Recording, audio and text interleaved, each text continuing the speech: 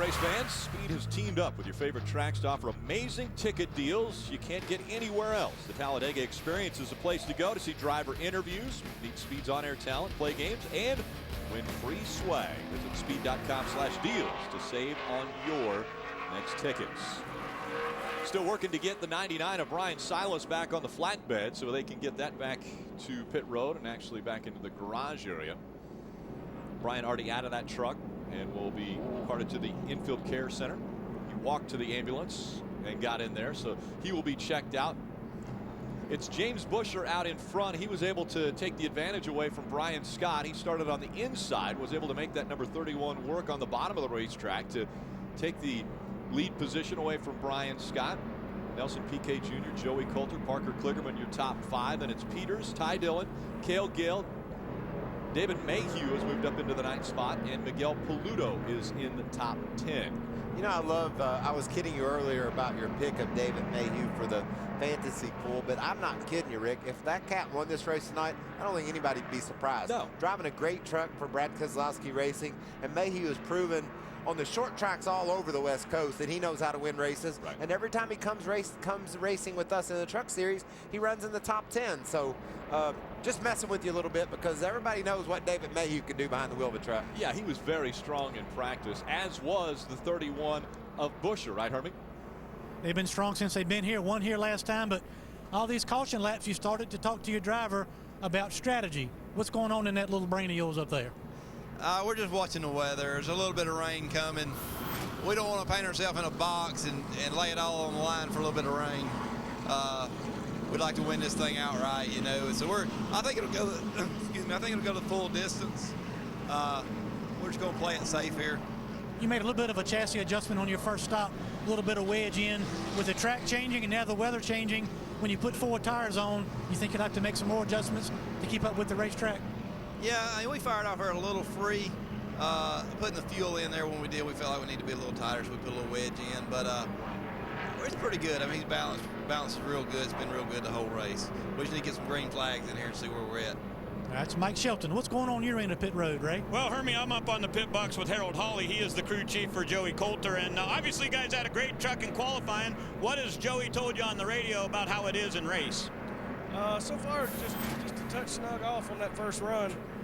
We pitted there and took fuel and made a little small wedge adjustment. It seems to be pretty neutral right now. So we just had to keep up with what the track brings us tonight. But he's pretty tickled with it right now. What is the perfect pit strategy if it went your way? When would you like to put tires on?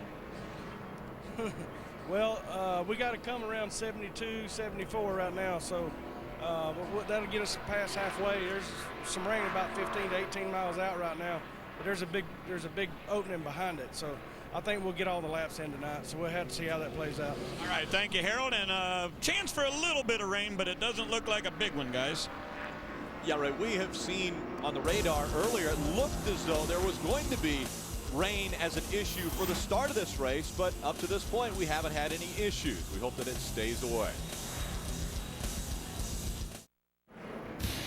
Coverage of the NASCAR Camping World Truck Series on Speed is brought to you by Mobil 1, world's leading synthetic motor oil brand. Mobil 1. And by Ram Trucks. Guts. Glory. Ram. Sunday, immediately following the Cup Series race from New Hampshire, turn to Speed for comprehensive post-race coverage on NASCAR Victory Lane.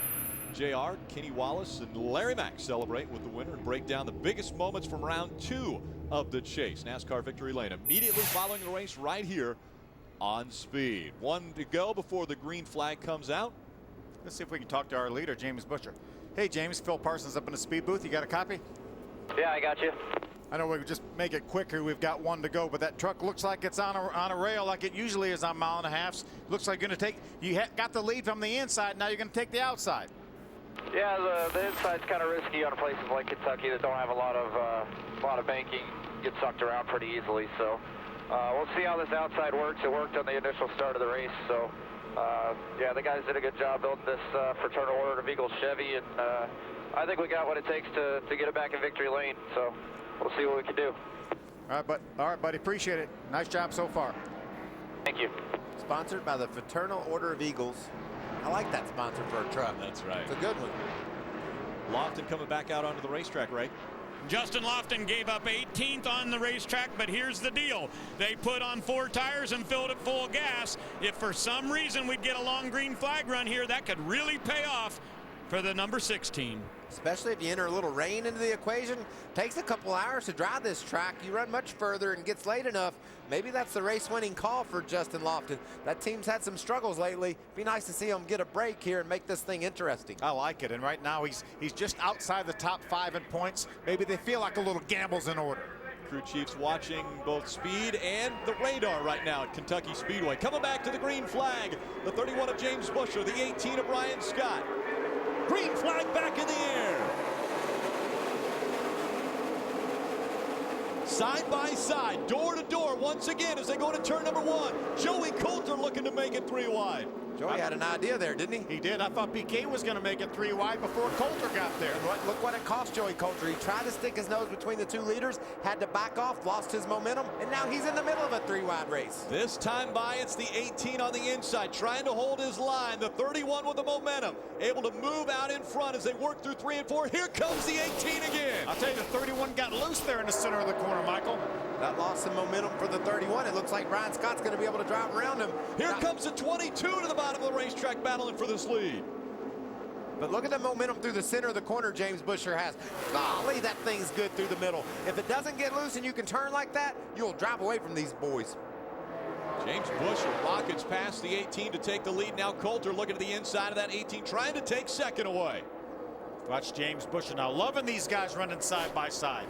Coulter a little bit loose going through 3 and 4, has to check up, but still right on the door of that 18. That's the fastest I've seen anybody go through turn 1 and 2 since I've been in Kentucky, and he did it while racing for the lead. And look at how he's driven off from these guys.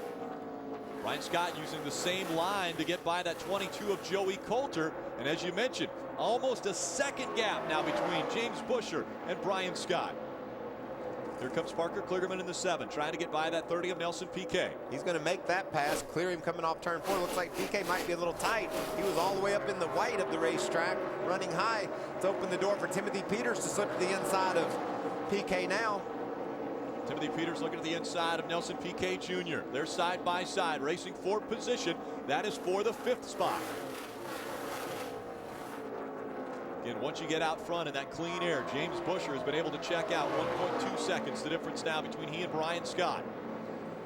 Well, he was able to drive past most of the top 5 in the first green flag run. So that truck is just, like Phil said when he was talking to James, is on a rail. Into the wall, Brendan Newberry in the 14. Up in turns 3 and 4 once again. Brendan had a strong practice today. His truck's been fast all day long. Got away from him there. Talk of a full season in 2013 for Brendan Newberry. Brendan was in the 17th spot. Now with 46 laps completed, there'll be 47 when they come back around. I think you got to think about it now. And who's going to put, that'll put Justin Lofton in the driver's seat if all these guys go to pit road. He got his done a little bit before they did. Last time they were on pit road, at least the drivers out front, as we take one more look at Brendan Newberry going around. Looked just like Ty Bodine's spin from earlier. Just got a little bit loose getting in the corner.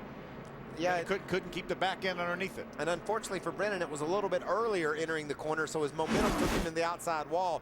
Ty Bodine was able to save his, keep it off the wall, because it happened more down in the middle of the turn. Brendan Newberry on pit road. How many people will duck onto pit road now? Buescher, Scott, Coulter, Kligerman, Piquet Jr., Peters, Paluto, Crafton, and Dillon all came in on lap 17, and here comes the line of trucks onto pit road, led by the 31 of James Buescher. Hermie. The 31 of Buescher will come to pit road. 4 tires. They'll take the wedge back out they put in earlier. Sunoco fuel, the 18 of Brian Scott also on pit road. There'll be 4 tires and an air pressure adjustment for the 18. Ray? Sort of a gamble for Joey Coulter. They thought about staying out here, but it really got you too deep into your run. Harold Holly said, come on, we'll get fuel on it. And because they did not put tires on at lap 17, they'll go with right sides only. Joey Coulter will get the lead off of pit road. The 3 truck will follow him out. Problems with the 9 of Ron Hornaday. They're pushing that truck right now, trying to get it going. He'll be the first off pit road, Coulter will be, but Ryan Blaney, Jason White, and Joey Coulter all stayed on the racetrack, so they'll line up behind those guys. You remember last week at Iowa, On lap 97, 98, Ryan Blaney was one of the only trucks to come to pit road, and that worked in his favor to get to victory lane. Now, he's one of the only trucks to stay out on the racetrack and not come to pit road. This reminds me of Brad Keselowski's team, Paul Wolfe. He always does what the other guys don't do, and that seems to be the trend here for Blaney as well, and it's gotten him the lead. So a little bit of gambling. We see Paul Wolfe and Brad Keselowski do it on Sunday in the Cup Series. That's what's happened here in the trucks tonight. Aaron's lucky dog goes to that 39 of Ryan Sieg, grabs a lap back. That'll put him back on the lead lap. 24 trucks on the lead lap.